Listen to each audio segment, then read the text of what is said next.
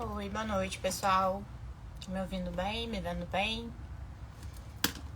Esperar a Jéssica para poder começar. Mas se vocês estiverem me ouvindo bem, me avisem aí, por favor, tá?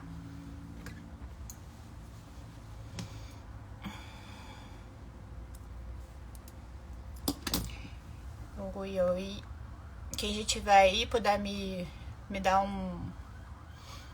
me falar como é que tá o som, como é que tá pra ver, se tá tudo bem, me avisa, por favor. A Jéssica já solicitou aqui. Obrigada.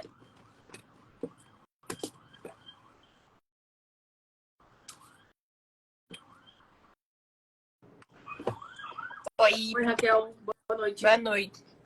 Boa noite. Eu vou ter um filtro aqui hoje, porque minha cara tá de exausta. Cara, E eu já ia falar exatamente hoje isso. ainda hoje ainda é o quê? Quarta-feira, né? Hoje hoje Quarta-feira. é quarta.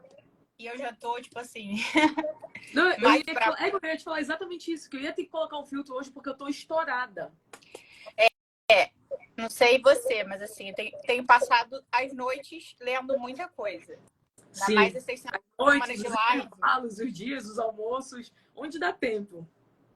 A gente estava até conversando hoje que a gente tem que fazer uma lista de textos que a gente tem para ler, porque senão a gente acaba esquecendo. Eu comecei a fazer aquilo que tu me ensinaste. Realmente é muito mais Ó, gente, organizado. a dica é colocar no Notas os textos que a gente tem para ler, porque senão a gente vai baixando no celular e fica um monte de texto lá na parte de Vai livros ficando perdido. e a gente esquece.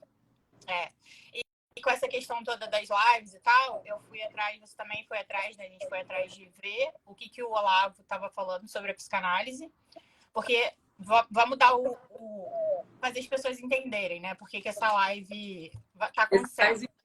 Aliás, vai ser parte 1 e parte 2, né? Porque a gente já viu que tem muita coisa. Sim. Mas na semana passada a gente fez nossa live e aí eu comentei que talvez essas ideias dessas pessoas que estão aí trazendo a psicanálise de forma tão deturpada viessem de algum professor que ensinou de forma errada para elas, né? Porque quando um professor que a gente admira muito fala alguma coisa, a gente acredita naquilo e acaba não questionando. Sim. E a psicanálise explica isso, né? Freud explica, o famoso Freud explica. Sim. Freud explicou muita coisa, realmente, não explicou tudo, mas explicou muita coisa.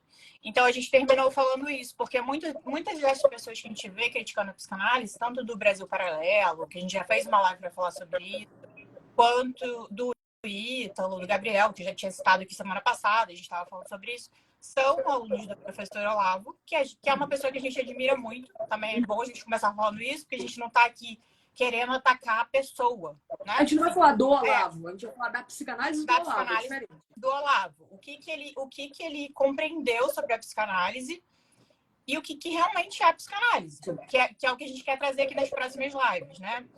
Então, a gente quer falar, a gente começou a ver, aí eu dei a ideia para a Jéssica, eu falei, vamos começar a entender então o que o Olavo entende pela psicanálise, o que é a psicanálise para o Olavo e como que ele deve ter passado sobre a psicanálise para os alunos dele. E daí a gente está aqui hoje para fazer essa live, depois de ter visto, não tudo, porque é impossível, o Olavo só no curso dele no COF deixou mais de 500 aulas, que eu acho que tem em média 4 horas cada aula. Sim. Impossível, eu não conheço ninguém que conseguiu ver tudo até hoje. Ele deixou diversas leituras, diversos livros, diversos textos. Então a gente fez um filtro, eu e a Jéssica, pegamos alguns textos ali que apareceram ali em primeiro lugar no YouTube, que depois a gente foi vendo, foi aparecendo mais e mais e mais, porque o YouTube é assim, né? Você coloca num vídeo, depois ele te indica outro. Então a gente pegou os mais citados e viu o que o Olavo tinha a falar sobre a psicanálise. E aí você pode começar, então, a partir desse ponto. Tu vai deixar a bomba pra mim, né? Vou deixar. Tô aqui falando pra caramba, mas assim, vamos falando, vamos comentando. Assim, eu acho que o primeiro ponto que me chamou a atenção, eu vou até comentar isso, eu não tinha comentado com você. Foi que o Santana tá falando, o Gabriel falou, isso daria um bom artigo, com certeza. Eu ia até falar isso, eu ia começar falando sobre isso que o Gabriel tá falando, porque na medida que, sabe aqueles tópicos que eu fui te mandando, que eu fui concatenando tudo e tal, eu falei, cara, isso é um excelente material, já que eu consegui fazer essa sistematização para justamente colocar num artigo, porque dá para fazer isso. e pegando tudo que ele foi deixando, sejam em falas, sejam em artigos dele, inclusive, e pegando de fato o que está na psicanálise, o que está nos textos do Freud, Sim. isso dá realmente um belo artigo. Sim. Isso é algo que eu já tinha pensado, inclusive, que o Gabriel falou. E a Jéssica é mega organizada, professora, né? Professora, ela veio com... Eu falei, Jéssica, vamos fazer e tal. Ela já me mandou já tá ali, pronto. O começo O do PDF, tá né? pronto, né? E aí, a primeira coisa que me chamou a atenção foi a questão dele trocar. Num dos vídeos ele falar, né? Trocar a pulsão por instinto. Porque isso já tinha sido uma coisa que eu tinha ouvido do Ítalo, quando eu fiz curso com ele, quando eu assisti as aulas dele. Então, eu já tinha percebido isso. E essa é uma questão muito importante para a gente falar para as pessoas, como a tradução importa. Como faz diferença? Porque a tradução que veio para o Brasil, a princípio, que é a tradução da Imago, ela comete esse equívoco, esse erro brutal, que Sim. faz com que a psicanálise seja outra coisa. Porque Freud não falava que nós somos seres instintuais, como eles falam. Freud falava que nós somos seres pulsionais. São duas coisas opostas, diferentes, completamente diferentes. Tanto que o Olavo fala, né, uma frase num desses vídeos, ele fala assim, mas que raio de instinto é esse que nunca aparece? Bom, mas o Freud não falou de instinto. E o Ítalo fala, não existe instinto sexual, como Freud defende. Sim. Realmente, no humano não. Sim. Tá? E o Freud, porque Freud não fala isso. Com ele, né? Não existe mesmo instinto. Sim. Ele tem razão nesse sentido. Sim. Então, assim, a gente poderia questionar que interpretação foi essa que ele teve, que leitura é essa que ele teve, né? Que foi equivocada, foi errônea. Porque também ele não é psicanalista. Pessoal, sim. O Mendonça tá falando que travou. Travou? Pra mim não travou, não. Se vocês avisam aí pra gente. Mas, então, a gente já pode começar a questionar ele a partir disso. Que interpretação foi esse? Mas aí você pode continuar a partir da... Então, tem um primeiro equívoco, vamos chamar de equívoco, Sim. que é a questão de trocar instinto por pulsão. Né? Ele chama instinto o que deveria ser chamado de pulsão. Sim. Mas, aí continuando, nesse texto que eu te mandei, que é muito famoso dele, As 12 Camadas da Personalidade, pois Freud aparece lá na parte da quarta camada, que é muito importante, porque assim, eles falam que a maior parte da população brasileira está na quarta camada. Sim. A quarta camada é um termo hoje em dia usado como pejorativo para dizer quem é muito egocêntrico, muito... Infantil. Diríamos infantil. Ou a gente pode chamar no popular, que as pessoas chamam talvez de narcisista. Talvez. Verdade. Né? No popular, não no sentido psicanalítico. Voltado para si mesmo, Sim. Um crianção, um bobão. Né? E aí, o Freud está lá. E essa quarta camada é muito importante. Então, eles deveriam levar a psicanálise muito a sério. Não é? Sim. Freud deveria ser estudado ali ao pé da letra. Mas tu sabes que isso é interessante, porque uma coisa que me assustou muito, né? Acho que a gente pode começar, inclusive, daí. A gente vai adentrar, novamente, a gente não tá com pressa, que a gente quer fazer a coisa certinha. Tanto que eu falei, olha, vai ter que ser realmente mais de uma live, até mesmo para que não tirem nada do que a gente fala aqui de contexto, para dizer, olha, como elas não conhecem o Olavo, alguma coisa do tipo. Novamente, a gente não vai falar do Olavo. Eu não estudo o Olavo, eu ainda não me delimitei em estudar as obras do Olavo. Eu conheço o Olavo. Aliás, até conheço bem, já li pelo menos uns 5 livros do Olavo, mas eu não sou aluna do Olavo, eu não sou estudiosa da filosofia olaviana, né? Nada disso.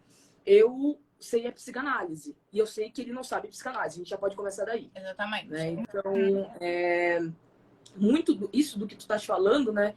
Essas trocas. E até uma coisa interessante tá aí, uma coisa que eu não sei. Eu não sei se o Olavo falava ou lia em alemão. Eu sei que o Olavo falava e lia espanhol, inglês, francês, um pouco de italiano, e obviamente português. Mas eu não sei se ele lia ou ele falava alemão. Tu sabe? Eu acho que não, até porque quem estuda psicanálise profundamente e sabe alemão vai ler a psicanálise em alemão. Eu acredito nisso, assim, seria muito mais proveitoso, seria muito mais proveitoso, porque as traduções contêm ali os equívocos, os erros, as trocas de linguagem, né?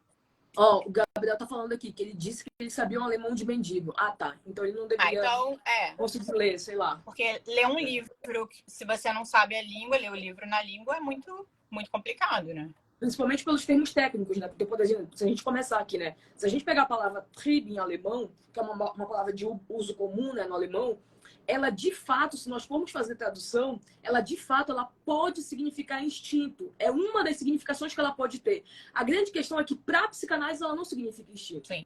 Então não é só o saber o alemão, é o saber o alemão que era utilizado nos conceitos psicanalíticos também. É por isso que o uso técnico da psicanálise na língua, né, psicanalítica, digamos assim, é muito importante. Por exemplo, o Paulo César de Souza, ele sabe alemão muito, ele é um grande é um estudioso da língua germânica, mas ele não é psicanalista.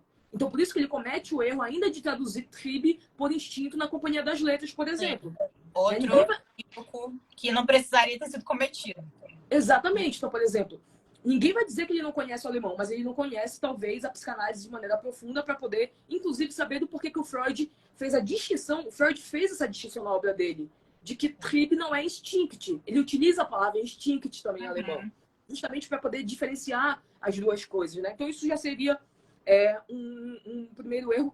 E aí, ele vai repetir aquilo que, enfim, que todo mundo já repete, justamente porque não tem esse estudo mais aprofundado e pega simplesmente as obras de maneira espaçada como se pudesse lê-las fora de contexto, inclusive. Então, isso também é muito importante. Você lê as obras do Freud fora de contexto, você vai ter um prejuízo, inclusive, no sentido e no entendimento daquilo ali. Então, acho que isso também é um outro erro que fica sendo perpetuado por aí. As pessoas tiram as obras de contexto, não entendem qual era o momento, por exemplo, que o Freud estava trabalhando determinado conceito, determinado tema, e vão replicando como se aquilo ali, inclusive, tivesse sido finalizado. Quer ver uma coisa que sempre acontece? A galera diz, o Freud disse que a psicanálise ela deveria trazer para a consciência tudo que era inconsciente. Realmente, o Freud disse isso. Ele disse isso no primeiro momento, depois ele voltou atrás. Ele viu que isso é impossível. Outro ponto importante que a gente precisa avisar as pessoas é que a psicanálise é um work in progress. O Freud morreu, continuou, né, se dedicando ao estudo, à psicanálise. Não é como se ele morreu, a psicanálise morreu com Freud, não. Até porque os pós-freudianos continuam estudando Freud até hoje. O Lacan fez um retorno a Freud porque viu que eles estavam começando a deturpar Freud, colocar como regra o que não deveria ser regra, porque Freud nunca disse que ali era naquele texto, né? Recomendações aos médicos que exercem a psicanálise. E as pessoas começaram a usar aquelas recomendações como se fossem regras. E muitas outras coisas que foram deturpando. Lacan, percebendo isso, falou assim, peraí, vamos fazer um retorno a Freud? Porque foi Freud quem criou a psicanálise. Então, a gente, no mínimo, né, deve ir lá, vamos voltar às bases. A gente quer ser psicanalista. Então, tem que ver isso também, tem que escutar isso.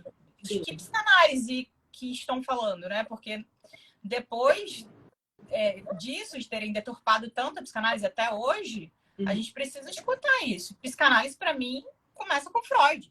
Para mim, não, assim. Ela começa com Freud, não existe psicanálise sem Freud. Não existe. Se você quer ser psicanalista, você precisa estudar profundamente, fazer análise. Isso é uma coisa que acontece, né? Por exemplo, o paciente chega na clínica, o paciente que tem minimamente conhecimento ali da psicanálise, ele diz qual é a sua linha dentro da psicanálise. E eu preciso explicar para ele que não existe linha que não passe por Freud. Então, de todo modo, qualquer analista seria necessariamente freudiano também. Sim. Né?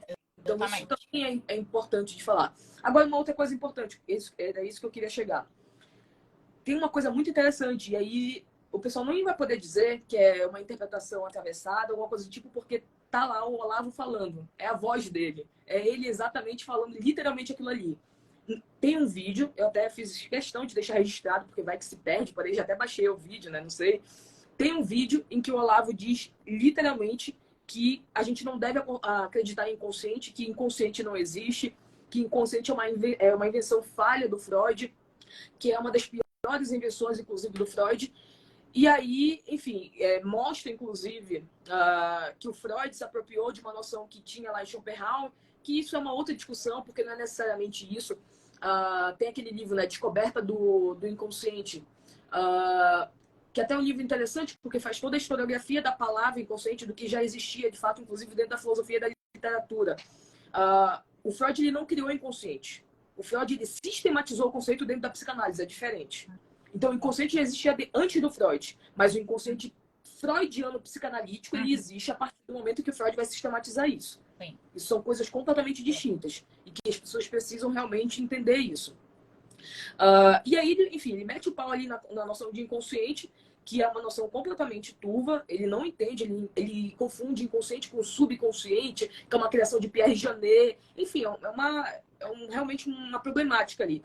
Só que em outro vídeo, também datado, tá aqui, tá a voz dele, tá tudo lá, ele diz que é uma das melhores criações que o Freud já teve. É aquilo que eu te falei. Então, eu fiquei me perguntando, porque também o Olavo também tem um work in progress dele. Sim. Né? Porque Sim. ele é um filósofo, ele começou estudando lá atrás, estudou muito, a gente percebe que ele leu muitos livros, ele é um estudioso, né? E eu fico me perguntando, será que ele se mudou de opinião, mudou de ideia, se corrigiu? E os alunos não conseguiram alcançar aí esses alunos que continuam repetindo, talvez, o que ele tem ensinado lá atrás? E sei lá. Isso é uma coisa, inclusive, para investigar. Por exemplo, lá nesses vídeos não tem as datas de quando ele falou. Não então, tem, o primeiro é o que ele não gosta, ou se o primeiro é o que ele gosta, não dá nem para saber, entendeu? Porque mas isso seria uma eu coisa acho para que investigar. aqueles vídeos ali são talvez de alunos que colocaram ali no YouTube. Então, as datas são recentes. Exatamente. E parece que são vídeos antigos, mas as datas são recentes. Então, para a gente fazer um estudo aprofundado, teria que fazer um estudo aí historiográfico, né, da biografia do Olavo, para poder entender quais são os momentos aí. Onde que ele começou estudando psicanálise, por onde e aonde que ele terminou. Mas também, ao mesmo tempo que a gente vê pessoas cometendo equívoco, porque começam a ler Freud lá no início e param ali, e se dizem psicanalistas ou contra a psicanálise a partir daquilo, também a gente pode estar cometendo o equívoco de fazer essas críticas não sabendo onde que ele parou, né? Na psicanálise, como ele começou, onde que ele parou. Mais do que a gente escutou até agora, tem muitos equívocos, muitos de interpretação, equívocos de interpretação da psicanálise por ele. Eu acho que é exatamente isso. E eu ainda não vi aquele livro lá que tu me mandaste ainda há pouco, vou até dar uma olhadinha. Eu olhei assim, muito en passant, o livro que ele indica para falar sobre a cientificidade da psicanálise, que é A Agonia da Psicanálise, daquele escritor espanhol. Eu olhei e está completamente equivocado. Então, o livro em que ele se baseia para poder discutir a cientificidade da psicanálise é um livro tipo nível Pasternak, né? O livro que não tem condições, inclusive, de fazer essa discussão. Então, isso também já é um problema. Porque o que eu vejo bastante, inclusive, e aí, enfim, a gente vai entrar já daqui a pouco, porque aí a gente vai ter que realmente questionar algumas coisas. Então, por exemplo, se eu tivesse que arriscar, eu diria que o Olavo ele leu alguma obra do Freud. Se eu tivesse que arriscar, eu diria que ele leu, mas ele não estudou. É diferente. Até mesmo por conhecer a biografia do Olavo, eu não acho que ele é uma pessoa que não teria um cuidado, inclusive, de estudo, independente da área que fosse. Mas talvez, como ele quisesse abarcar tudo, alguma coisa vai ficar falha. Não tem como. Né? Então, essa falha, por exemplo, eu vejo dentro da psicanálise. Mas, assim, em inúmeros momentos. Não é somente na questão do instinto, na questão do subconsciente. Mas, porra, ele literalmente disse que o Freud não disse uma coisa que tá datado, tá documentado que o Freud disse. Então, por exemplo, aquilo lá que eu te falei, eu posso até ler aqui pro pessoal da live. Eu tirei o texto lá da interpretação dos sonhos. Eu fiz questão de tirar. Então, ele diz... Isso é importante você falar. Pois é, deixa eu até pegar aqui. Que aí eu leio diretamente. Tá aqui. Ele está falando sobre a interpretação dos sonhos e a maneira como Freud leu, na visão dele, esses sonhos e blá blá blá. E ele diz o seguinte, abre aspas agora para o Olavo. O sonho não pode ter apenas uma única interpretação. Só uma coisa antes de eu continuar. como eu vou deixar essa live salva lá no meu canal, que eu sempre deixo, eu vou colocar todos esses links dos vídeos do Olavo para quem quiser, por conta própria, ir lá consultar. Tá bom? Uhum. Então, o Olavo diz o seguinte, abre aspas, o sonho não pode ter uma única interpretação. Ele tem milhares de interpretações. O pior livro escrito pelo Freud foi a interpretação dos sonhos. É uma empulhação, porque o Freud acredita que todos os sonhos têm uma clave interpretativa unívoca. Tá errado. Mas tá errado assim no nível de aluno de terceiro semestre saber que tá errado, entendeu? É aquilo que eu sempre te falo, porra, nem meus alunos de terceiro semestre fariam um negócio desse. E assim, tem coisas que não dá pra que realmente aprende no início. Meu Deus! Erro de iniciante, erro juvenil. Exatamente. Aí, só, olha aqui, agora é Freud, tá? Abre aspas, eu fiz questão de tirar, até coloquei aqui a página, Interpretação dos Sonhos. Bora lá. Primeiro, página 92. Olha o que o Freud diz.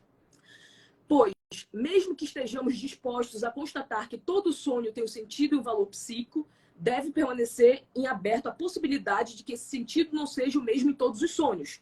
Nosso primeiro sonho foi a realização de um desejo. Um segundo poderia revelar-se como um temor realizado. O conteúdo de um terceiro talvez fosse uma reflexão, ao passo que um quarto poderia apenas reproduzir uma lembrança. Encontramos outros sonhos impregnados de desejo além desse? Ou será, talvez, que não há outros sonhos senão os sonhos relativos a desejo? É fácil provar que os sonhos muitas vezes se revelam sem qualquer disfarce como realizações de desejos, de modo que talvez pareça surpreendente que a linguagem dos sonhos não tenha sido compreendida há muito tempo. Agora, página 107. O mesmo sonho admite uma outra interpretação, mais sutil, que de fato se torna inevitável se levarmos em conta um detalhe adicional. Abre aspas. As duas interpretações não são mutuamente contraditórias. Ele está falando de duas interpretações do mesmo sonho. Mas ambas cobrem o mesmo terreno. Constitui um bom exemplo do fato que os sonhos, como todas as outras estruturas psicopatológicas, têm regularmente mais de um sentido. Freud. 1900, página 107, na edição brasileira da Imago. Pronto. E para Freud e para a psicanálise, quem interpreta o sonho é o sonhador, não o analista. Exatamente. Isso é crucial. Isso é crucial. Então, muita gente eu vejo falando aqui sobre sonhos, sei lá, mandam na caixinha de alguém no Instagram. Eu sonhei com tal coisa. O que isso significa? E a pessoa fala o que significa. Sim. Como é que a pessoa sabe? Nunca te viu na vida. Não sabe nada da sua história. O que está acontecendo com você? E está interpretando ali seu sonho, uma coisa super pessoal, né? E o sonho é formado pelo quê? Por desejos inconscientes, seus desejos inconscientes, mais restos diurnos. É isso que o Freud ensina, né? É isso. Não tem como é que ele fala? Significação unívoca, né? Dos sonhos. Sim, ele diz que o Freud disse que tem significação unívoca. Uma cobra. Uma cobra sei lá, sempre... É o pênis. O objeto fálico, um pênis, né? É isso. Não é isso. Não é isso que Freud ensina na interpretação de sonhos. Até porque, se fosse isso, ele podia fazer um manualzinho, colocava lá, sonhou com cobra, isso significa isso. Sonhou com não sei. Não precisava ter feito um texto daquele super rico, complexo, porque é complexo pra caramba ler a interpretação dos sonhos, dá um puta trabalho. Era só, né, pra jogar no bicho, só pode. Deve ser, né? Não, e mais, ele critica esse tipo de concepção que já vinha anterior a ele, inclusive. Né? O Freud novamente, o Freud não descobre os sonhos. O Freud descobre que existe uma ciência para poder interpretar esses sonhos, que é a psicanálise. É isso que ele diz literalmente. Né? Então, se ele fosse fazer exatamente o que já existia, de acreditar em sonhos premonitórios, de acreditar em significação, aí sim, unívoca, que necessariamente se você sonhar. Eu tenho uma vizinha da minha avó, que todas as vezes que eu chego lá com o meu cachorro, na casa da minha avó, ela sempre tá lá, conversando com a minha avó, ela diz, todas as vezes que tu vês aqui com o teu cachorro, eu jogo no bicho da leão. Porque ela diz que meu cachorro parece um leão. Então, imagina, se fosse isso, o Freud não teria feito sucesso depois, no caso, né, com a interpretação dos sonhos, porque tem material a mais ali que não tem absolutamente nada a ver com esses enquadramentos que se acredita que tem. E é engraçado porque as pessoas... Olha que coisa interessante, né? O livro mais vendido do Freud é a Interpretação dos Sonhos. De fato, é. Só que talvez seja o livro que as pessoas menos entendem. É uma coisa impressionante. Porque elas leem acreditando que o Freud realmente fica dando cartilha do que significa cada um desses sonhos. Tem uma crença, e é completamente... né? Exatamente. Eu não sei de onde vem essa crença. Não sei de onde vem essa crença de que de que o Freud deu está dada essa interpretação, né? Sim. Não é uma coisa que você vai ali falar em análise. E é muito complicado interpretar os sonhos, né? A gente, como analista, deixar o paciente fazer... Eu lembro que uma vez, de vez em quando eu conto essa história, porque é com os erros que a gente aprende, né? Claro. Eu estava com uma paciente minha e ela estava contando um sonho. E aí, no sonho, tinha um chapéu de um filme. E aí, ela fala assim, você sabe, aí eu tava na fila de um brinquedo, não sei o quê, tinha um chapéu. Você sabe que chapéu é esse? Daí eu cometi o erro de falar assim, eu sei. Aquele chapéu, assim, assim, assim. E aí, na minha supervisão, eu tava contando isso pra minha supervisora. E aí minha supervisora falou, não, você não deve falar que você sabe, você falar como é, porque se você falar assim, não sei, me conta mais, me fala sobre esse chapéu. O que tem nesse chapéu? Porque esse chapéu, para mim, na minha memória, tinha um rosto humano, né? E eu falava. Só que para analisante ali, ela poderia focar mais em alguma coisa daquele chapéu. Sei lá, tinha um olho, uma boca. Então, era ela que devia me falar, não eu. Então, eu que tô colocando ali palavras na associação dela. Sim, perfeito. De certa forma, atrapalha a análise, a interpretação. E isso a gente aprende com a supervisão. Por isso que é tão importante fazer supervisão. Por isso que é tão importante a gente levar nossos sonhos para nossa análise pessoal para aprender como que se interpreta um sonho. Porque a gente só aprende, né, psicanálise, essas nuances, a gente aprende muito lá no Freud, a gente aprende muito na supervisão, mas é o que você estava até falando numa live sua, num vídeo que está lá no YouTube, né, que você até postou o recorte aqui. Aonde que a gente aprende essa analista? Na análise. Sim. Na nossa análise. E tem uma coisa interessante, né, que perguntaste, de onde que o pessoal tira esse tipo de entendimento de que o Freud, ou que a psicanálise, na verdade, ela tem isso, né? Essa capa de que há uma única maneira de funcionar e etc. Talvez por uma leitura muito equivocada do próprio funcionamento do Freud, principalmente no início da clínica. Porque o Freud, ele também era, principalmente no início da clínica, tanto que ele mesmo ele constata que ele cometeu inúmeros equívocos, inclusive com a Dora, por exemplo. Você vê ali realmente coisas absurdas que ele fez, mas que, proveniente, inclusive, desses absurdos que ele fez, ele pôde dar continuidade em inúmeros conceitos, inclusive o fundamental que é de transferência. O que seria o conceito de transferência sem a Dora, sem os erros que ele cometeu com a Dora, por exemplo, né?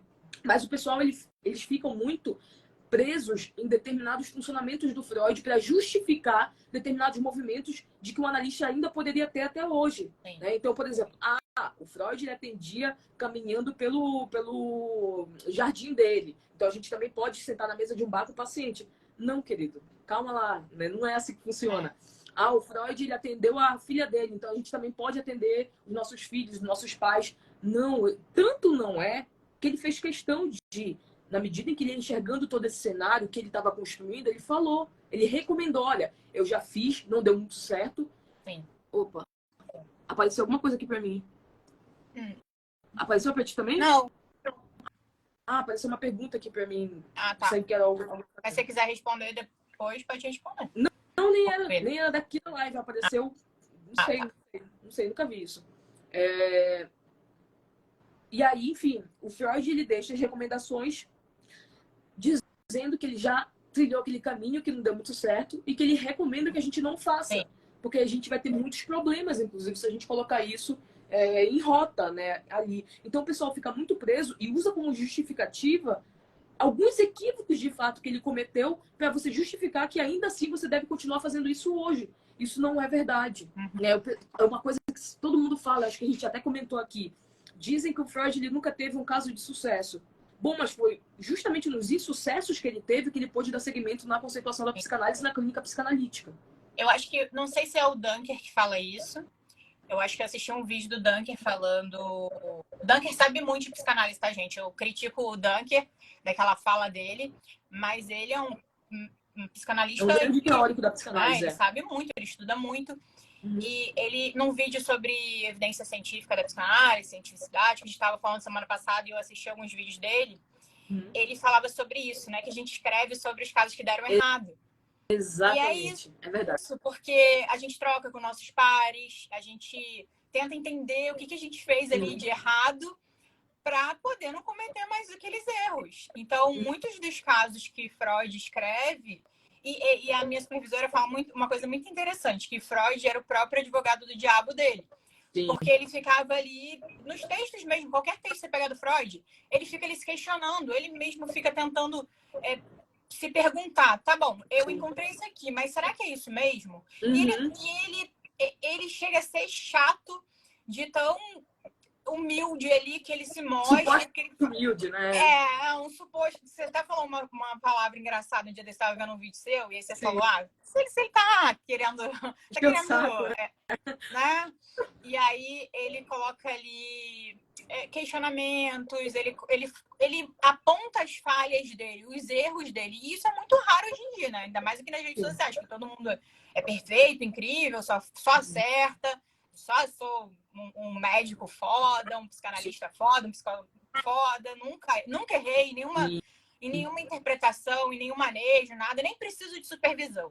Isso é outra coisa, inclusive, que tá, né? Que a gente pegou aqui, que o Olavo fala. Ele diz, a psicanálise ela é um engodo porque ela não cura ninguém. Primeiro que você não consegue constatar isso na prática, porque ela leva muito tempo. Então, que raio de cura é essa que você não consegue nem ver que vai chegar, porque você fica ali 20, 30 anos e continua maluco, né? Fazendo análise e tal.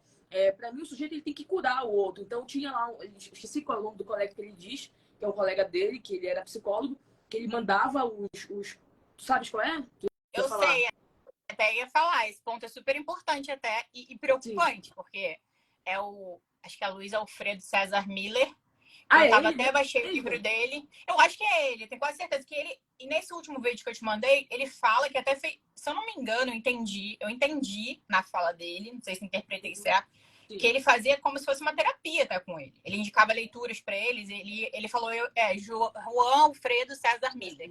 Que ele ia lá toda semana, eles conversavam, não sei se isso era uma terapia. Ele ia lá toda semana, eles conversavam, trocavam leitura, enfim. E aí eu baixei o livro, tá até no Kindle, eu te falei, no Unlimited do Kindle, eu baixei esse livro para ler.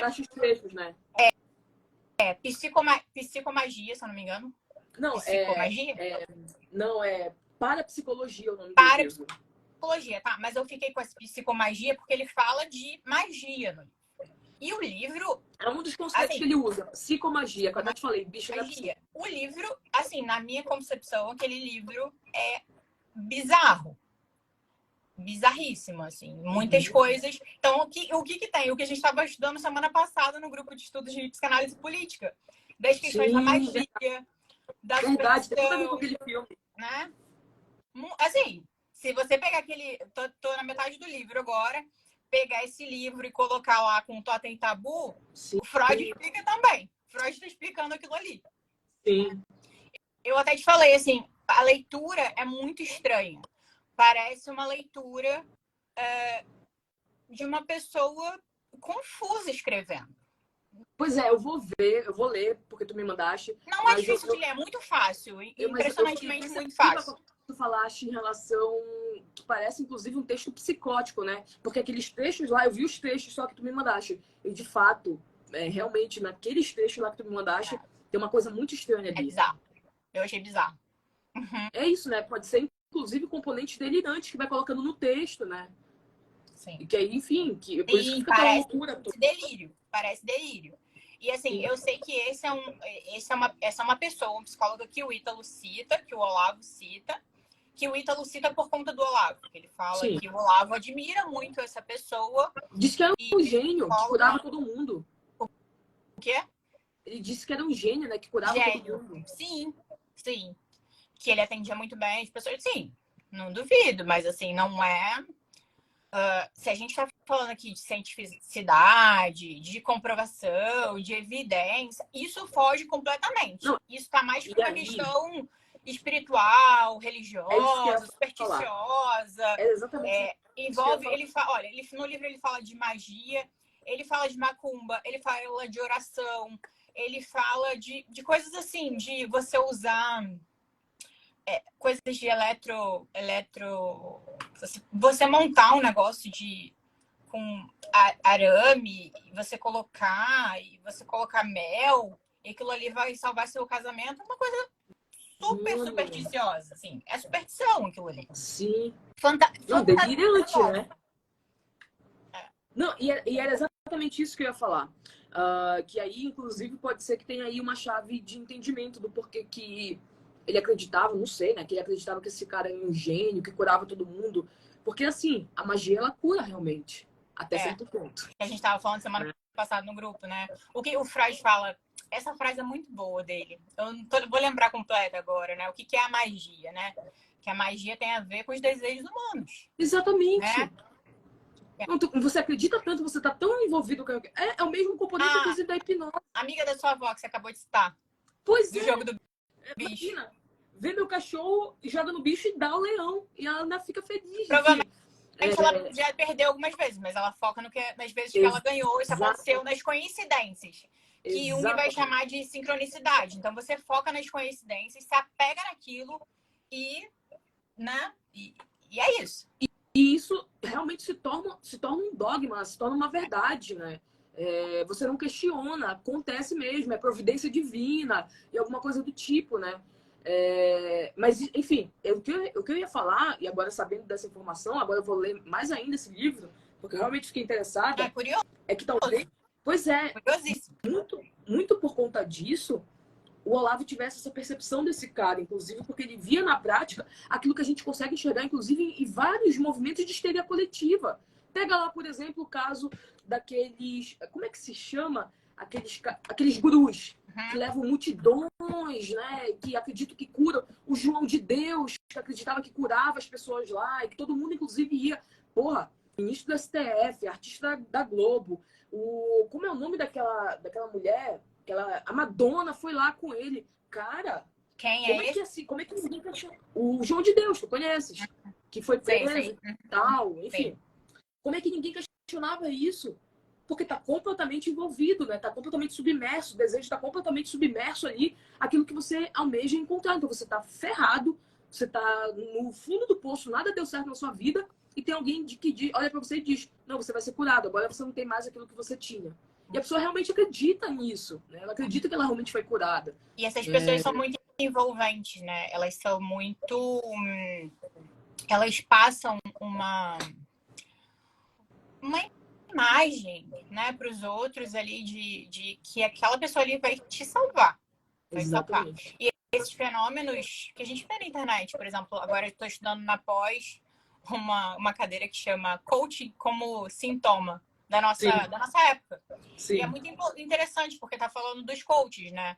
E de como que eles conseguem influenciar, manipular as pessoas para acreditarem naquilo ali que eles estão falando. E a gente vê muito isso acontecer aqui no Instagram, no próprio Instagram. Você não pode criticar ninguém, né? É muito fácil você conseguir nodar o outro no desejo, né? Porque já era dele de antemão. Eu nunca esqueço de uma frase, inclusive, que eu vi naquele filme documentário que é O Ele Está de Volta, que é o cara interpreta o Hitler e vai para a Alemanha nos dias de hoje conversar com as pessoas como se ele de fato fosse o Hitler e tivesse voltado, né, do inferno.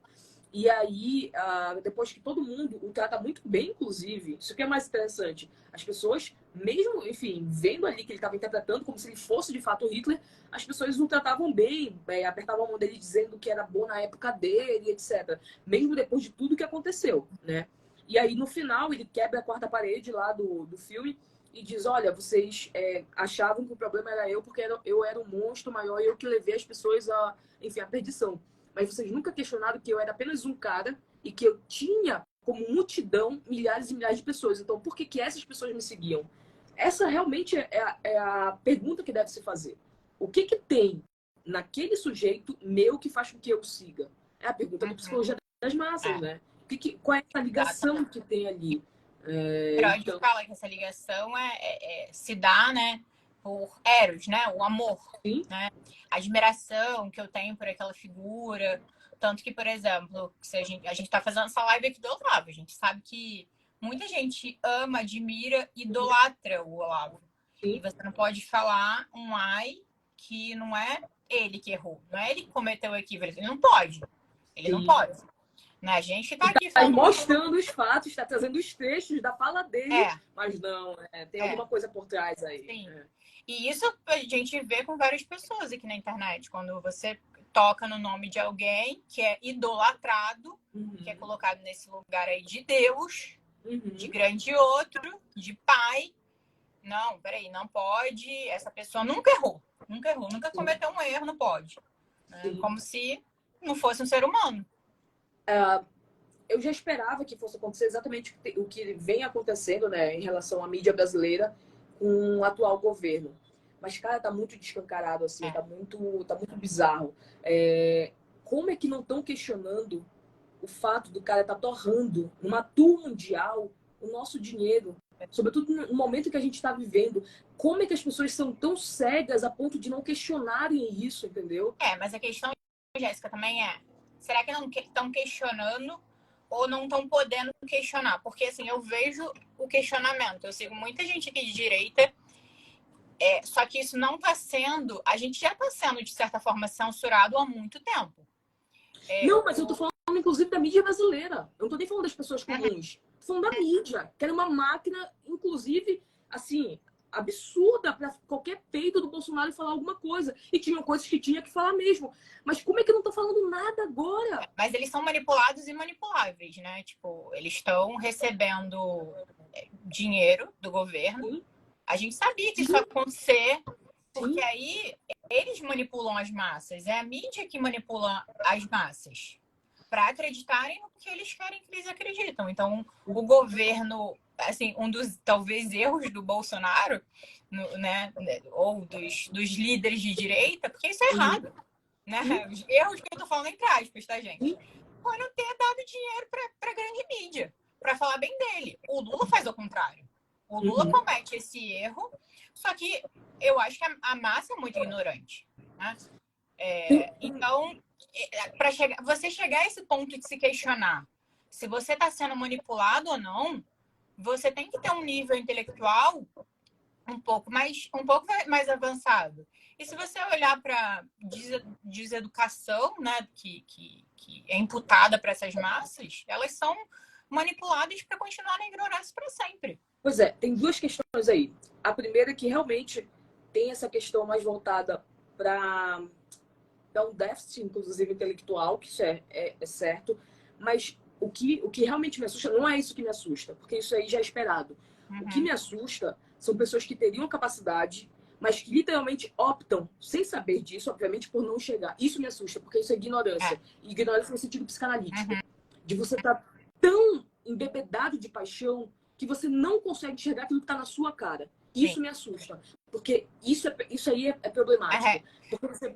E uma pergunta, você está vendo algum psicanalista, algum outro psicanalista criticando esse governo atual? Os de esquerda?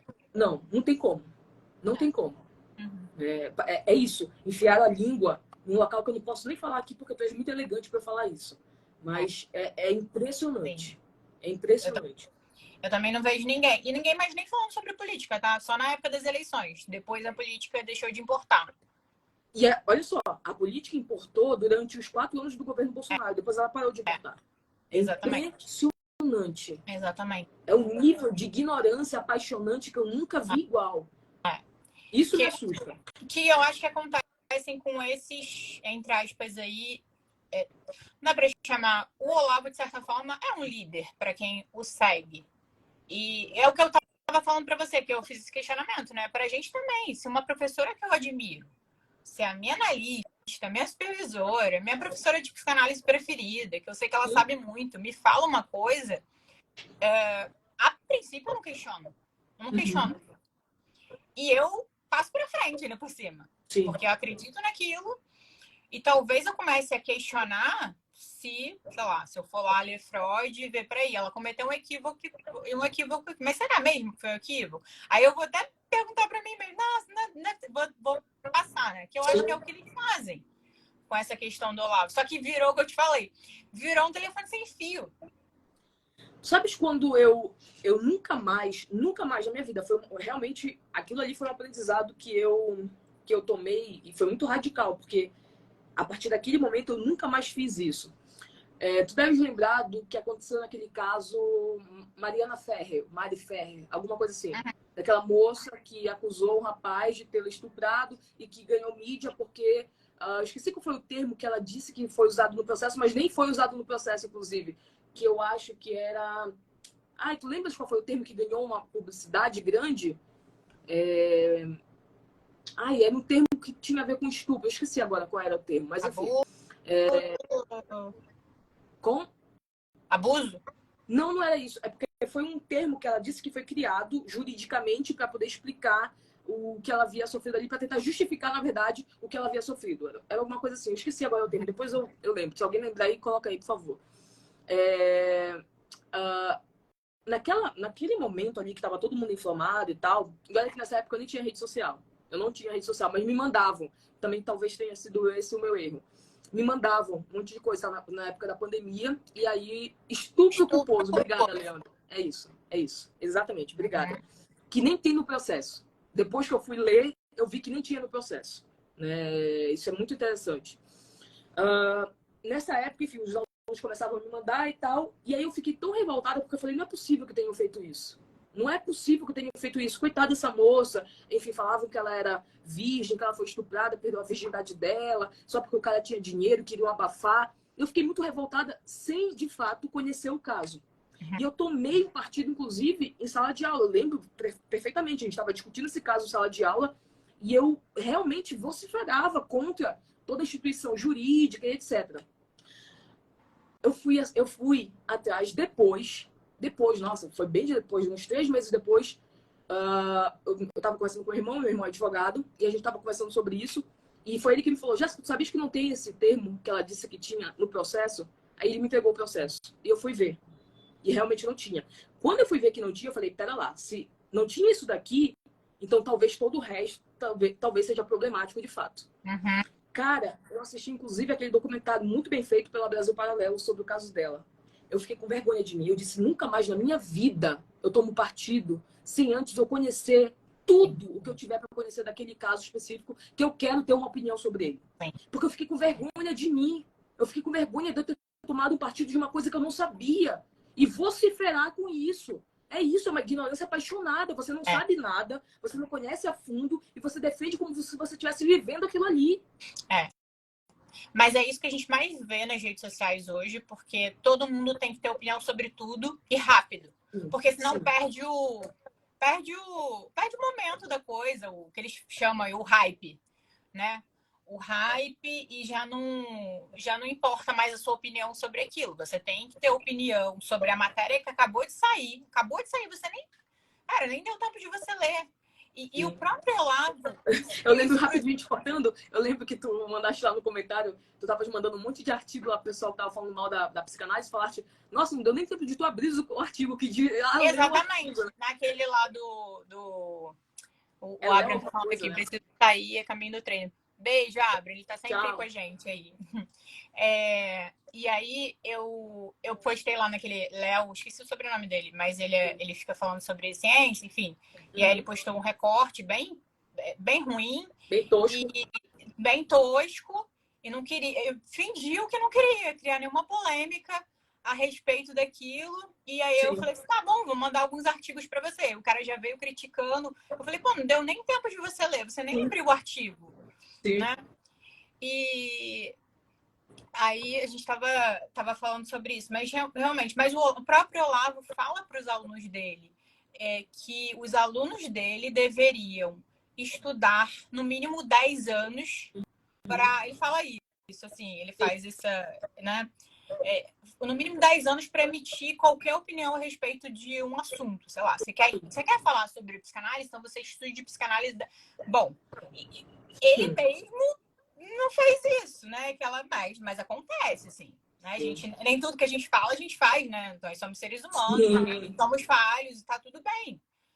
Mas, ao mesmo tempo, sim, eu fico pensando que quando você comete um erro, um equívoco muito grande nesse aspecto, a gente começa a questionar outras coisas, né?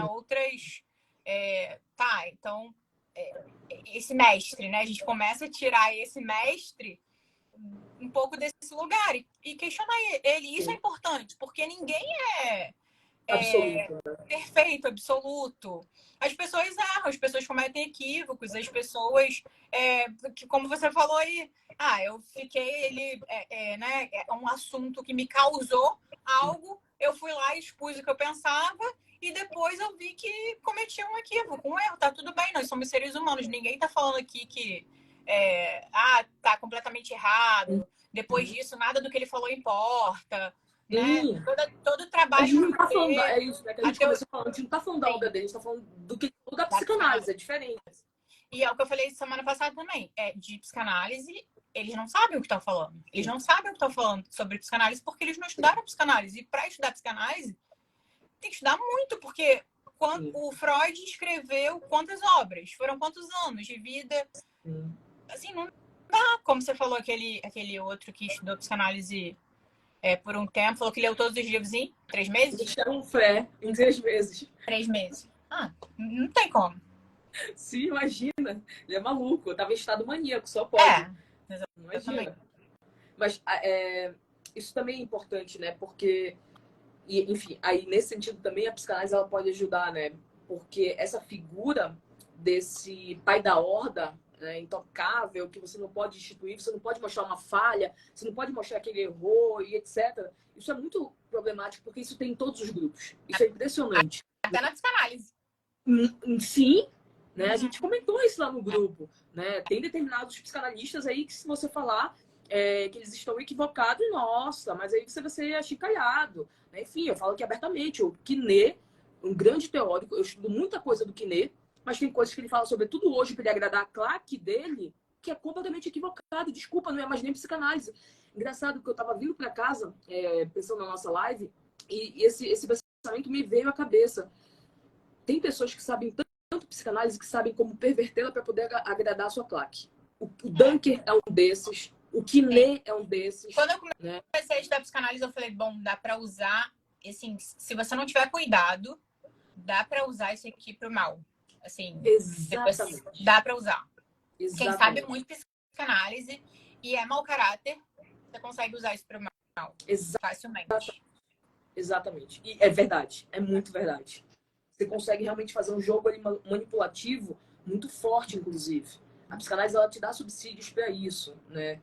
E eu vejo que essa galera faz hoje para agradar um discurso woke, né? Para agradar um discurso progressista. Eles sabem que aquilo ali está equivocado, eles sabem que não é assim que funciona na prática, eles sabem que aquilo ali não é psicanálise, mas eles fazem, inclusive utilizando a fama que eles têm para poder continuar ganhando tapinha nas costas. Vai sair agora um artigo meu que eu publiquei lá pelo Isepol, que na verdade é um artigo resenha, que eu fiz uma resenha do livro da Aldina Escola, O Eu Soberano. Quando sair, eu vou te mandar. Pois é, eu vou te mandar que tu vai gostar. Eu tô fã de você, da Rudinei, seus textos. Não, assim, eu tava num dia péssimo, mas péssimo bom para escrever, porque eu soltei tudo ali. Tudo que tava aqui engasgado, eu soltei ali. Porque no final do artigo, inclusive, eu termino exatamente com isso. São pessoas que pervertem a psicanálise, sabendo que estão pervertendo a psicanálise, só para continuar ganhando tapinha nas costas em congressos caros por aí. Foi literalmente esse o final do meu artigo. Queria mandar para todos os vários grupos que eu participo. Esse tipo de texto. Tem fenômeno massa na psicanálise também, né? Esse fenômeno Freud explica lá em... E aí, quando eu comecei a estudar sobre tudo isso, aí eu ficava me perguntando, mas não leram Freud, eles estão querendo... Ou eles esqueceram, tá? Né? Já recalcou o que leu. Então, assim, como que pode todo mundo repetindo a mesma coisa sem se questionar dentro da psicanálise? Eu acho que foi a Dani que falou isso esses dias agora, que eu falei que eu nunca havia pensado por essa ótica, mas foi perfeito, que eu vou começar a usar, inclusive. A gente estava discutindo, não sei se foi lá no grupo, lá no nosso grupo de política e psicanálise, a gente estava discutindo, eu acho que perversão, alguma coisa do tipo, e a Dani, ela foi muito certeira, porque ela disse, a perversão aparece, inclusive, quando tentam reformar a psicanálise, destituindo o Freud do lugar de criador da psicanálise, dizendo que ele não sabe muita coisa porque ele não acompanhou a evolução do tempo. Literalmente, é isso que é perversão, né? É você tirar o pai desse lugar de poder e dizer, olha, não, esse é um velho gagá que estava escrevendo lá em Viena, século XIX, século XX, não sabe de nada. A gente tem que começar a falar de todos, começar a falar de gênero, 50 milhões de gêneros, porque a gente sabe tudo. Psicanálise feminista. Exatamente. Como é que chama aquela porra? Decolonial, sei lá. É tanto nome que vão inventando que não tem nem como acompanhar, velho. Não, e assim, você vê isso abrindo as páginas de grupos de psicanálise, campos de formação e psicanálise, e aí você vê, só você vê os posts, é assustador, é assustador. E a repetição. Eu comecei a questionar porque todo mundo estava escrevendo, parecia que todo mundo lá do campo estava escrevendo o mesmo texto, assim, por exemplo, na questão nas eleições, falando a mesma coisa do Bolsonaro. E ninguém questionava aquilo. Era todo mundo igual, todo mundo repetindo. E ninguém nem se dando o trabalho de explicar o porquê que estava usando aqueles termos para se referir ao Bolsonaro na época. Não tinha aquilo, não. Era só uma repetição. Não conhece absolutamente nada, eu vou repetindo. Mas eu acho que o ponto aqui, pra gente deixar inclusive bem claro, é que esse tipo de equívoco, ele é, pelo visto, em relação à psicanálise, e é isso, a cada dia mais eu estou convencida disso. Isso acontece de todos os lados, é impressionante.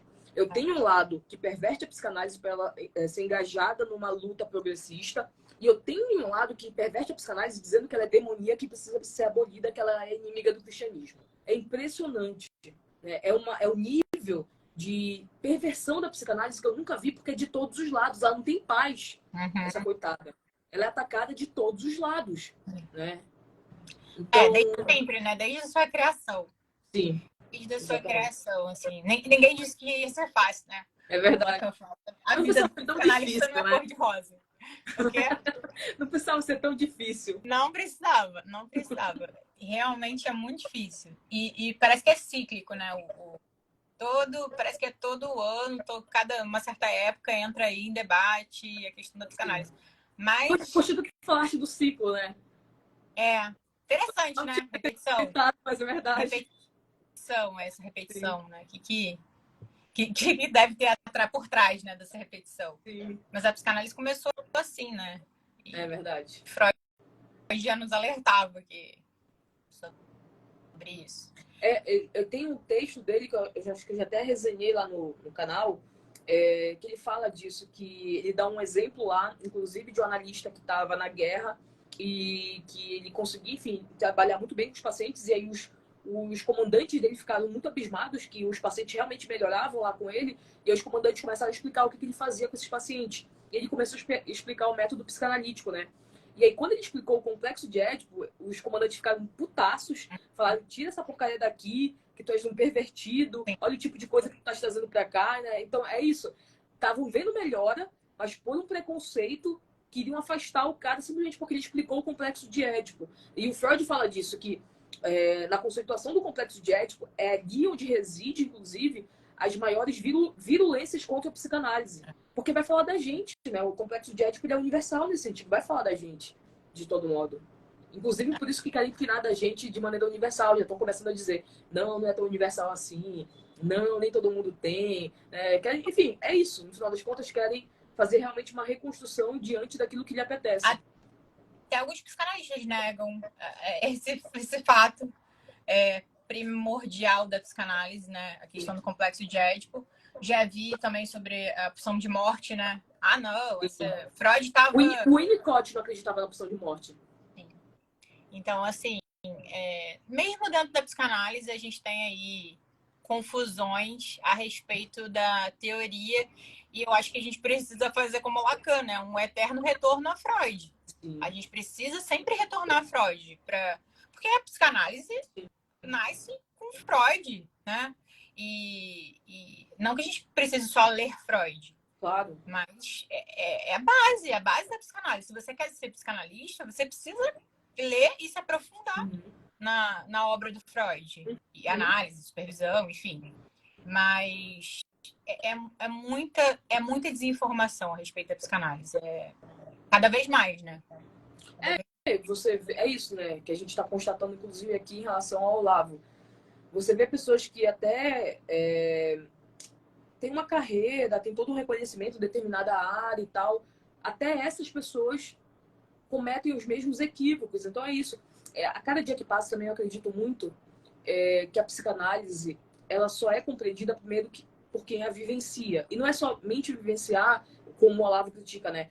O Freud ele criou um esquema de pirâmide, porque você só pode falar da psicanálise se você fizer a psicanálise. Então você está sempre tendo que consumir aquilo ali que ele criou. Todo mundo, ele diz isso literalmente. Que o Freud eles chamaram de seita também. Chamam de seita. Exatamente. E isso é um dos pontos, né, que ele fala, que ele diz literalmente que o Freud disse que todo mundo tinha que ser cliente dele. Mentira. O Freud, aliás, é tão mentira que o Freud coloca um monte de reticências para várias pessoas que ele diz que não podem fazer psicanálise. Ele diz que as crianças vão ter complicações se fizerem psicanálise, que psicótico não pode fazer psicanálise, que idoso não pode fazer psicanálise. Né? Então, é mentira, é isso, é mentira. Sim. E a galera vai acreditando, vai replicando isso. Porra, aquilo ali que o Ítalo fez foi um absurdo, cara. Ele falar que o Freud disse que mulheres de mais de 30 anos já estavam completamente enganadas, que você não tinha mais nada para fazer com elas. Foi tão absurdo que no dia que ele falou esse negócio, eu estava indo para supervisão com os meus alunos, e eu falei, cara, as pessoas elas estão num nível de cegueira que elas perdem, inclusive, o raciocínio lógico. Sabe como? Se elas jogassem no Google, pacientes do Idade Freud. dos pacientes do Freud. Um Google ia acabar com toda aquela polpa dele. Sim. É isso, as pessoas estão tão cegas, porque só uma pessoa muito cega para falar exatamente aquilo que aquela mulher falou para ti, inclusive. Quem esse daí pensa que é para falar do doutor Ítalo Marcilli? Primeiro de tudo, doutor do quê? Que porra de doutor? Segundo de tudo, ela é uma psicanalista, coisa que ele não é. Então, ela pode falar de psicanálise. Ele não pode falar de psicanálise. É uma coisa muito simples. Eu não posso falar de física quântica. Gostaria muito, parece ser muito interessante, mas eu não sei nada. Então, como assim eu vou saber mais, inclusive, do que os físicos quânticos? É um nível de cegueira que eu nunca vi na minha vida. Isso realmente me assusta. Essa ignorância patológica apaixonada me assusta absolutamente. Exatamente. Então, aqui, ó, o Thiago comentou. Ítalo comenta que a psicanálise é ficar cavucando bosta e prende o sujeito na infância. Ele deve falar assim mesmo, tá? Porque o Ítalo fala umas coisas assim. E essa questão de prender o sujeito na infância é controverso. Porque, tô falando, é controverso até o que ele fala. Porque, assim, o Ítalo ensina as 12 camadas da personalidade do Olavo no curso dele. E vamos pensar, a quarta camada da personalidade, você utilizaria a teoria freudiana, a psicanálise. O Olavo fala isso na parte lá da quarta camada. No texto do Olavo, vocês podem consultar isso que eu estou falando aqui. Ele fala que a pessoa que está na quarta camada, ela precisaria fazer uma psicoterapia, e ele cita lá Freud, coloca Freud como um dos teóricos, que tiraria a pessoa da quarta camada. Então, ele não prenderia, tiraria. Então, ele fala que a pessoa de quarta camada tem que fazer uma psicoterapia para se curar dessa carência afetiva. Ele chama esse período disso, né? Uma carência afetiva. Então, assim, Freud, para a teoria do Olavo, das 12 camadas da personalidade, que o Ítalo propõe e explica, o curso dele também tem uma grande parte sobre isso, Freud deveria ser primordial, porque se eles propõem que a gente pode alcançar até 12 camadas aí da personalidade, e a quarta é que a maioria dos brasileiros estão presos, e o Olavo cita lá o Freud como um dos teóricos que em uma terapia, né, ajudaria a tirar. Então, assim, Freud deveria ser colocado assim uma coroa na cabeça dele, e a teoria dele deveria ser amplamente estudada nesse meio. Né? Então, assim, é confuso. É confuso. Eles falam uma coisa, depois dizem outra. Sim. Estaria tudo bem se eles admitissem que eles não sabem muito do que eles estão falando. Não sabem o que eles estão fazendo. Mas eu acho que esse que é o ponto. Você tem que ter muito culhão para admitir que você não sabe. Você tem que... Você preparar, inclusive com as suas faltas, num local que vai escancarar as suas faltas, para você chegar e colocar a cara, tapa e parar com aquele semblante todo de que é o sabe tudo, de que é o doc, não sei o quê, e dizer, olha, eu não sei. Isso eu não sei. Procure alguém que sabe. Que coisa bonita você falar. Procure alguém que sabe. Porra, se alguém vai falar comigo, olha, Jéssica, fala aí pra mim, sei lá, sobre o Viktor Frankl. Olha, o que eu conheço do Viktor Frankl é o livro que eu li dele. Ponto. Eu não sou especialista em logoterapia. Procure o professor Vitor Salles. Ele é especialista em logoterapia. Ele dá aula de logoterapia. Porra, qual é a dificuldade de você fazer um negócio desse? Que tipo de neurose é essa que a galera acha? É isso, né? Que não são furados, que são perfeitos. Sim, Mas também tem uma outra questão que precisa ser falada. Isso vem de curso. A gente não vai negar isso. Isso vem de curso. Isso dá dinheiro.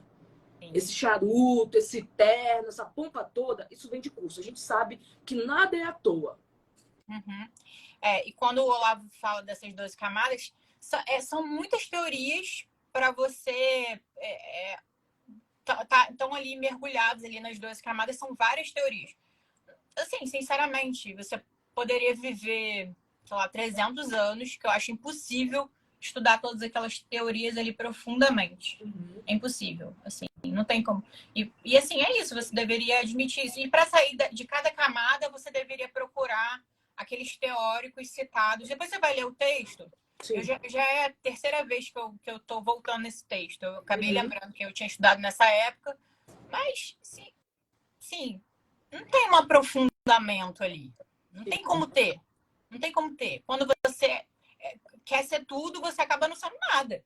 Exatamente. Eu quero estudar psicanálise, TCC, neurociência, sei lá, psicologia humanista. Se você não escolhe uma abordagem, uma linha, uma área, o que você quiser chamar aí, um ou mais teóricos ali, mas no mesmo conjunto, você não tem como.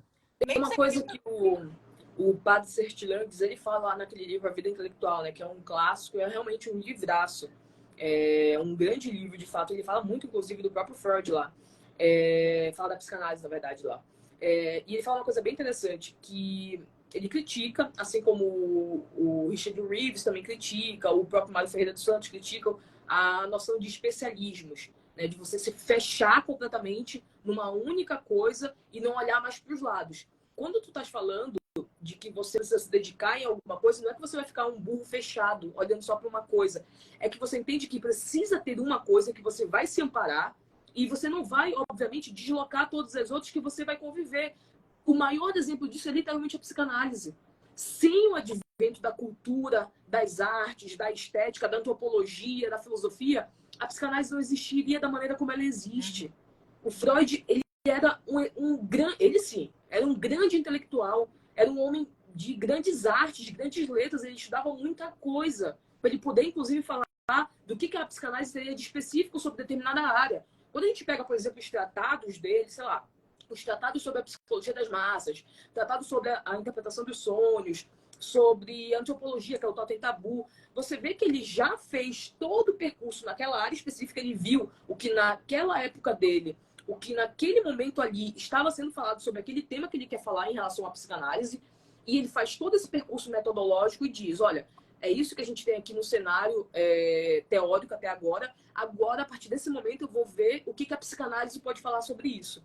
Cara, é isso no final das contas, é você não te considerar que teu entorno, mas você tem um endereçamento que você vai dar seguimento, né? Então, primeira coisa, um psicanalista ele precisa de muita cultura, e cultura de modo geral. Ele precisa de muita literatura, ele precisa de cinema, ele precisa de arte, ele precisa de viagens. Porque é isso, o sujeito está na cultura também, a gente não tem como negar isso. Mas eu não posso dizer que eu sou especialista em absolutamente tudo. Imagina, eu tenho lá o Matheus, que eu gosto pra caramba das coisas que o Matheus faz. Tem o Gabriel agora, que tava até na live ainda agora, ajudando aqui, que também sabe muito de literatura. Cara, eu não sei nada perto deles, de literatura, nada. Mas eu leio os grandes clássicos. Eu sou uma leitora, eu não sou uma estudiosa da literatura. Tem coisas distintas que as pessoas precisam, de fato, entender. Acho que foi o Gabriel que falou ainda há pouco. Ele fez um post dizendo que a galera fica falando de picuinhas entre os autores, achando que isso é realmente conhecer a literatura daquele autor. Então, dizer, por exemplo, eu acho que o exemplo dele foi esse, que o Vargas Llosa deu um soco no Gabriel Garcia Marques, você passar que você sabe muito sobre a literatura dos dois. E não, você só sabe uma fofoca que aconteceu. Exatamente. Né? Então, eu acho que é isso, as pessoas perdem parâmetros, inclusive. E uma coisa muito importante que Freud desenvolveu, criou a psicanálise, a sua teoria, escutando as pessoas, né? Ninguém que critica cita isso. Eles acham que Freud tirou aquilo. Ele inventou isso. Não, tirou do... ele descobriu tudo que ele descobriu escutando as pessoas. Olha que bonito isso. Escutando atentamente as pessoas. E fazendo relações com que ele observava. E com que ele já sabia. Então, assim, a psicanálise é você escutar as pessoas, você olhar para a realidade, né? E aí você estuda, teoria é importante, a análise é importante, supervisão é importante, a clínica é importante, tudo é importante, né? Mas assim, o principal é isso, ele não tirou do nada, ele não inventou da cabeça dele, né? Ele escutava as pessoas e saiu daí, né? Ele até se surpreendia com o que ele descobria e se questionava. Por exemplo, a questão da sexualidade, né? Na origem das neuroses. Ele escreve, né, um dos textos dele, das conferências sobre a psicanálise. Ele fala ali, estava todo mundo falando sobre aquilo, assim, sobre a questão da sexualidade, sobre a implicação da sexualidade nas neuroses. Mas parecia que ninguém tinha coragem de falar sobre isso, porque era um tabu. Sim, verdade. E aí eu comecei a me questionar, mas está todo mundo falando, comentando baixinho. É um segredo de alcova. Acho que ele usa isso, essa expressão. E vou investigar mais sobre isso, né? É a criança que diz que o rei tá nu, né? Vou investigar. E ele investigou, e ele ouviu, ele escutou e descobriu. Então, assim, não foi do nada. Não foi... Que eu acho que tem muito isso na fala das pessoas. Freud tirou isso do nada, não sei o quê, da cabeça dele, criou isso. Ou tirou da experiência pessoal, da vida dele. Não. Nada mais distante da realidade. Sim. Né? Eu tava vendo, por indicação tua, inclusive, eu finalmente terminei de ver, porque, porra, era longo. 3 horas e meia, se eu não me engano. Aquele documentário lá, O Século do Ego. Sim. Eu finalmente finalizei. Mas é interessante, não é? É muito bom. Muito bom. É muito bom. Eu vou até pegar alguns trechos, inclusive, porque tem a ver com aquilo que tu estava discutindo sobre... Que tu trouxeste, inclusive, tem na biografia da Rudine Scoh, sobre a relação do Freud com Reich, por exemplo. E lá fala... Ali. Né? Exatamente. Vou até tirar uns recortes, inclusive, para publicar depois. E aí, enfim, eu estava assistindo lá e é impressionante como as pessoas elas criam uma aura assim que não existe. Por exemplo, a filha lá do Reich, ela estava no documentário, e ela diz, o problema é que o Freud não gostava do meu pai porque o meu pai falava... Aliás, ela fala, perdão, a Ana Freud não gostava do meu pai porque meu pai dizia que a gente deveria experienciar a sexualidade para a gente poder chegar ao âmago das nossas problemáticas, dos nossos sofrimentos. A gente realmente tinha que... pode repetir? O Século do Ego. Tá no YouTube, é ótimo. Muito bom. Deixa eu ver se eu consigo colocar aqui. Vale a pena ver. O Século do Ego. Pronto. E aí ela diz isso, né? Que a Ana Freud não gosta das teorias também, lá do Reich e tal. Porque, e aí ela diz, olha só a loucura, não sei de onde ela tirou isso, não sei de onde ela realmente tirou essa informação. Mas é isso, você não precisa mais dar fonte nenhuma, né? Você não precisa mais comprovar nada, é só falar. Ela diz o seguinte, ela não gostava porque meu pai dizia que a gente tinha que experienciar a nossa sexualidade de maneira completamente aberta, realmente cavuscar lá a fundo, né? Tudo que a gente, enfim, já sentiu, a maneira como a gente sente, blá, blá, blá, experienciar as relações sexuais e tal. E ela era uma moça virgem, que foi uma vez pega pelo pai se masturbando. Da onde que essa criatura tirou essa informação? Ela diz literalmente que a teoria do Freud fazia contraponto à teoria reichiana, porque o Freud pegou a Ana Freud se masturbando e por isso que ele era contra você investigar sua sexualidade. Olha o nível dessa galera. Isso vai sendo replicado. Tem uma coisa que o Olavo fala, que eu anotei também, que isso é um nível de fofoca absurdo. Absurdo. É o telefone sem fio. Meu Deus do céu. Sem fio, é surreal. Olha só, eu até anotei aqui, peraí, que isso aqui eu vou ter que ler. Não sei se a gente tem tempo. A gente tem tempo? Não sei se tem outra coisa. Vamos mais uns 15 minutos. Beleza. Então, deixa eu pegar aqui, que isso aqui é importante. Cadê? Vai ficar longa essa live, mas não tem problema. Tá super boa. Depois a Jéssica coloca as lives lá no YouTube dela, tá, gente? Se vocês quiserem assistir depois, de novo, completa. No YouTube é bom que a gente pode pausar, acelerar, enfim. Pode baixar também os vídeos que coloca lá na descrição, enfim. Olha só, eu vou abrir aspas aqui. Isso aqui é o Olavo falando, tá? Olha o que ele diz. A cura psicanalítica em si mesma é impossível de ser comprovada experiencialmente. Ele pode ajudar aqui a Pasternak a fazer o livro dela, né? Ela ia adorar, inclusive, conversar com o Olavo. Talvez ela não goste muito do Olavo, mas agora ela vai gostar do Olavo. É um processo muito demorado, pode levar 20, 30 anos. Verdade, mas, enfim. O que você mas tá ninguém é chamando obrigado. Sabe o que é interessante? As pessoas falam isso. Olha, é um ponto interessante. Desculpa te interromper. Pode falar. Mas olha, as pessoas falam isso como se os outros fossem obrigados a fazer psicanálise. Exatamente. Nossa, ele tá lá 20, 30 anos, que absurdo. Gente, porque a pessoa quer, a pessoa quis. Olha, eu fiquei 8 anos fazendo tratamento para depressão. Em 5, 6 meses de análise, eu tava, entre aspas, aí, vamos colocar aí, curado da minha depressão. Já tava sem medicação, tava bem. Se eu quisesse ter saído ali naquele momento, eu tinha tido efeitos terapêuticos. Perfeito. Né? Porque a gente tem essa distinção também. Não teria aí passado por um fim de análise. Eu tô na minha análise até hoje porque eu quero. A qualquer momento eu posso sair. Exatamente. Quem tá me obrigando. Não, mas eu acho importante. Picuinha, né? Eu acho importante que, como psicanalista, eu vá até o fim, até as últimas consequências. Sim. Mas eu podia sair também, agora. Não tem problema. Sim. Perfeito. Né? Aí, olha o que ele diz aqui. É um processo muito demorado, pode levar 20, 30 anos, segundo o conceito de cura. Aí ele diz aí, segundo o conceito de cura.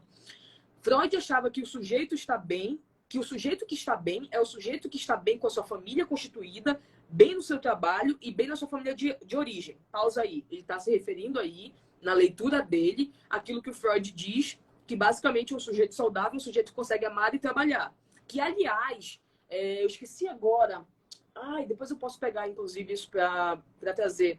Mas já foi trabalhado, inclusive, essa discussão em relação ao que está no original do Freud. Não é trabalhar e amar no original. Tem uma outra palavra que não me vem agora à cabeça, mas que eles trocam. Para traduzir, para ficar mais palatável para o senso comum, eles trocaram no original do que o Freud disse, de fato. As palavras originais eles trocaram por trabalhar e amar, mas não é isso que o Freud diz no original, primeiro ponto. E aí o Olavo está dizendo que ele está se baseando, inclusive, nessa premissa freudiana, dizendo que para o Freud, quem era saudável, quem estava curado, é quem conseguia se dar bem com a sua família de origem, com o seu trabalho e com a sua família constituída. Isso já é a interpretação do Olavo. É muito importante dizer que Freud nunca disse nada disso aqui. E ele diz o seguinte, aí, enfim, está bem com a sua família de origem, vírgula. Mas esse é o sujeito que comia a cunhada. Cara... Porque a gente... Olha, se vocês quiserem entender essa parte, podem voltar nas lives anteriores. Obrigada, gozar. É isso. É isso. É verdade. De gozar a vida, verdade. É esse o termo que ele usa, inclusive, em alemão. Perfeito. Obrigada, Dani. Cara, que negócio esse de comer cunhada, meu filho? Sabe? Égua, bicho. E assim, é o Olavo, né? Imagina os Olavetes vendo a gente falar sobre isso. Não, mas tem que entender que não era isso que o Olavo queria. Cara, assume, bicho, que ele não sabe nada disso. Mas é difícil assumir que o ídolo, o pai, né, não sabe. Né? Tá errado. Sim, semana passada, eu tava conversando com o Renato, a gente tava jantando, e a gente tava falando de alguma coisa de política, minha família é de esquerda, né?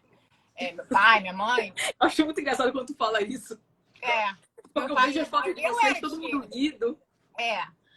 E aí, teve uma coisa que eu falo, Renato vivia criticando todo mundo de esquerda. Eu falo, para de falar assim, é um absurdo a forma que você fala, muito agressivo e tal. E aí, ele falou assim, mas agora você pensa diferente, né? Mas assim, é difícil até hoje questionar, criticar o meu pai. Sim, é difícil. Claro. É o meu pai. Claro. É autoridade ainda para mim. Por mais que eu, hoje em dia, como adulta, madura, questione, entenda que na minha concepção sobre isso ele tá errado, enfim, é difícil. É Sim, difícil. Claro. Destituir o pai desse lugar, né? E tem uma outra coisa que é muito importante. Que, engraçado, eu tava vendo também isso. Acho que... eu tava escutando uma aula que eu gravei já tem um tempo de um professor que eu gosto muito aqui de Belém. Nossa, completamente, assim, esquerda no nível hard, assim, sabe? Mas ele é um grande intelectual da psicanálise, grande mesmo. Eu admiro muito, tenho muito respeito por ele, né, nesse sentido. Eu tava ouvindo uma aula dele vindo pra cá e tem uma coisa que ele falou lá que eu não concordei muito, que ele disse a si mesmo, porque já era a opinião dele em relação ao fenômeno ali que ele estava analisando. Que ele falou, a família tal como ela era pensada, tal como ela era constituída, ela meio que desapareceu. Porque hoje você vê que a maioria, principalmente no Brasil, você vê hoje que a maioria das famílias são constituídas por mulheres solteiras e blá blá blá. E aí ele continua, né? Ele diz, e eu acho que nunca mais vai voltar a aparecer tal como era antigamente. Ou seja, aquela família constituída, mamãe, papai, filhinhos, etc. E aí, enfim, eu falando comigo, cara, eu não concordo com isso. Eu não acho que seja assim na prática, de fato. Né? Eu acho que tem muitas, inclusive, nuances em relação a isso. E uma das nuances que se tem é que quando você destitui, porque era disso que ele estava falando, de você destituir a figura paterna, como se você pudesse simplesmente deixar mais livre e vendo o que vai ficar ali naquele lugar, daquela autoridade, etc. Quando você destitui essa figura paterna, como essa figura que vai gerir ali, que vai endereçar, inclusive, o seu desejo, vai limitar o seu desejo, não pense você que você vai ficar completamente livre. Pelo contrário, você se torna escravo, só que de outras instituições. E é literalmente isso. É nisso realmente que eu acredito. Porque eu vejo essas pessoas que acreditam que são livres, porque são completamente liberais, progressistas, que não acreditam nessa família constituída e etc. Mas são escravas, é isso. Da moda, são escravas do sexo, são escravas das drogas, do progressismo, da cultura woke, do politicamente correto. Então, que liberdade é essa que tu continuas escravo? É isso. A gente sempre vai ter um pai, simbolicamente falando. Sim. Né? Não tem como não.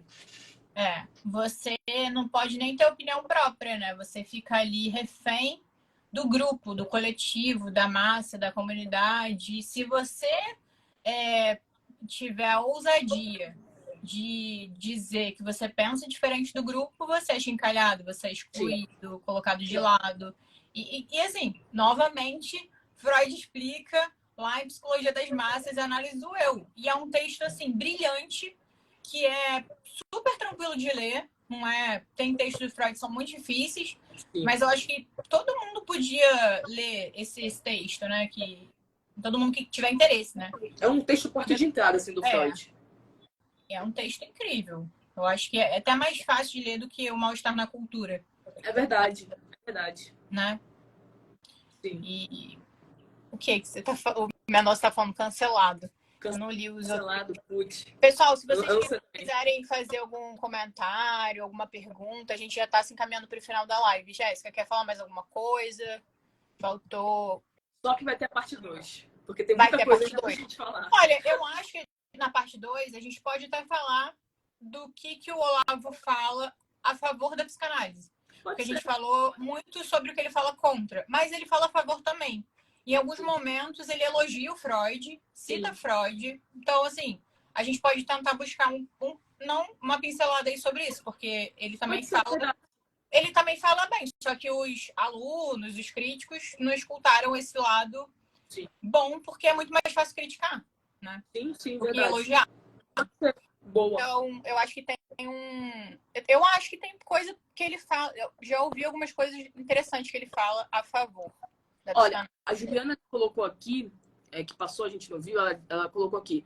Esse discurso de que o complexo de Édipo não é universal está muito em voga. Estava conversando com um colega hoje, me indicando o livro para ler e dizendo que tenho que ser mais flexível. É aquela coisa, né? É um meme. Faz aquilo que você deseja, assinado o diabo, né? Esse negócio de ser flexível, de que você tem que ser mais livre, sempre tem alguma pegadinha por trás. Flexível em relação ao quê, por exemplo? Por que você não seria flexível porque você utiliza o complexo de Édipo na clínica? E, aliás, desculpa, não tem psicanalista sem Édipo. Não tem como, meu Deus do céu. Mas as pessoas também não sabem o que é complexo de Édipo. E aí, isso é mais um vídeo para a série. É verdade. De que se trata a psicanálise. A gente pode fazer um vídeo sobre o complexo de Édipo, porque é muito interessante e a gente pode explicar de fato o que é o complexo de Édipo, porque as pessoas acham que é uma coisa muito mais mirabolante do que realmente é. Né? Tem até um texto bem curtinho que eu de vira e mexe eu trago, tá até nos meus no meu destaque sobre filhos, sobre sexualidade. O que é o complexo de Édipo, né? É um menino apaixonado ali pela mãe, querendo casar com aquela criancinha engraçadinha, sabe? Falando, eu queria casar com você. Mas aí ele fala, é um texto, depois eu vou colocar nos meus stories. Mas eu sei, né, mamãe, que eu não posso casar com você. Então eu vou escolher uma mulher que tenha o seu cheiro. Olha aí, Sim. sabe? Uma coisa interessante, né, pra gente pensar. Então, assim, é muito mais a historinha dípica, né? Sua história familiar. É o que aconteceu com você na infância, que tá tudo lá recalcado. Porque Exatamente. sim, a gente tem um inconsciente. Sim. Mas hoje em dia é quase uma heresia, né? Falar que tem inconsciente. Não só hoje, né? Isso já é antigo. Aí o Thiago colocou aqui. Das 12 camadas, 4 teóricos são psicanalistas. Então, assim, curioso que não rechaçam, que provavelmente ele queria escrever aqui rechaçam, mas são a maioria na descrição. É curioso mesmo. Curiosíssimo. O Abraham estava falando que esses equívocos e erros acontecem nas traduções de filosofia. Acontecem em todas as traduções, porque... Verdade. A literatura bastante também. É difícil, né? Tem palavras que em uma língua existem, outras não. Enfim.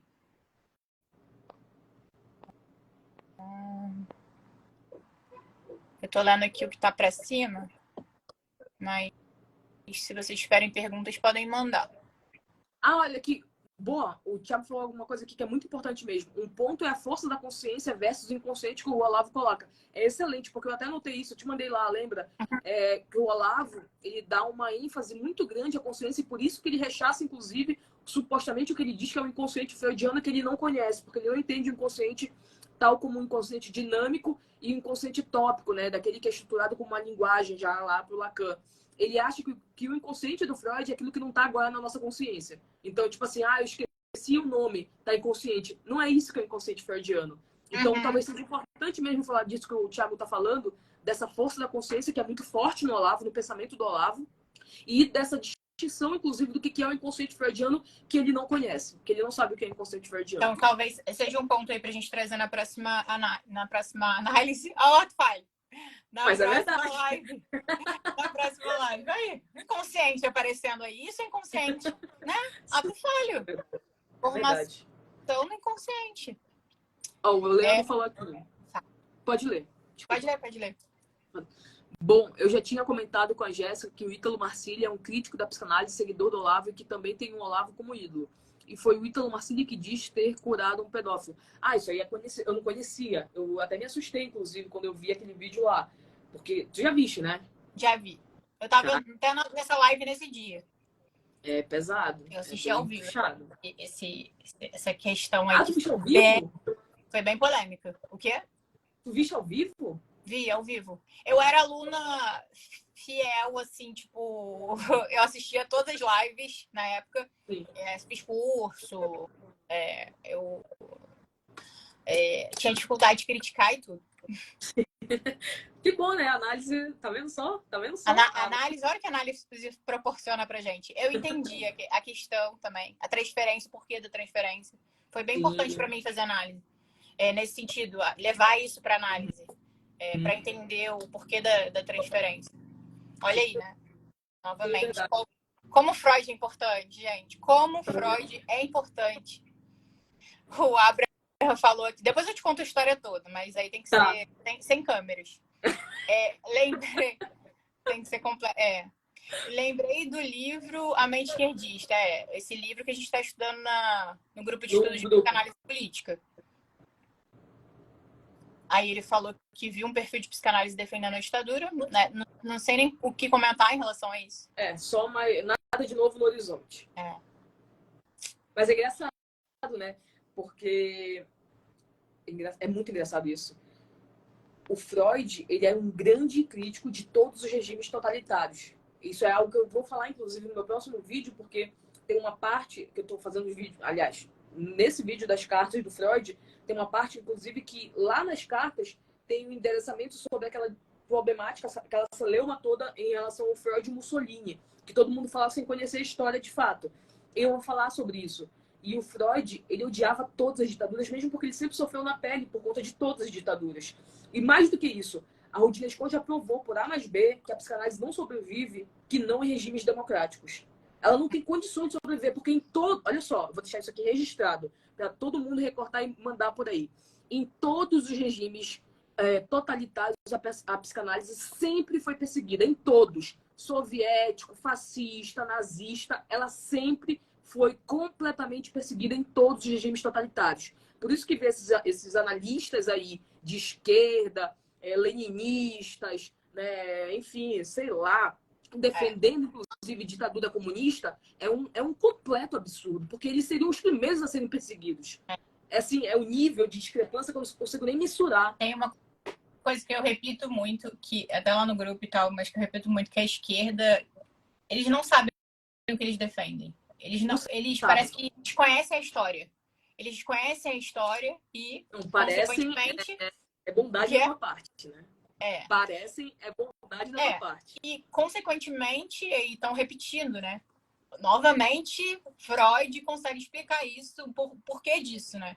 Que a gente precisa tanto conhecer a história no sentido que a gente está falando aí da cultura, quanto da nossa vida, porque senão a gente repete. A gente repete o que está lá recalcado, o que está inconsciente, né? Isso se faz presente. Nossa, cara, Freud é importantíssimo. Importantíssimo.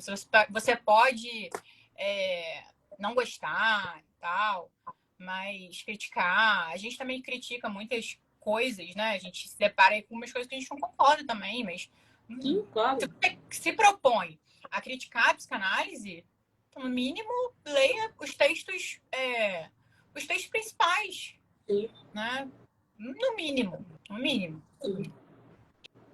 E acho que o Thiago falou... Ah, tá. Ele falou, comentou que curou pela técnica da dessensibilização do TCC.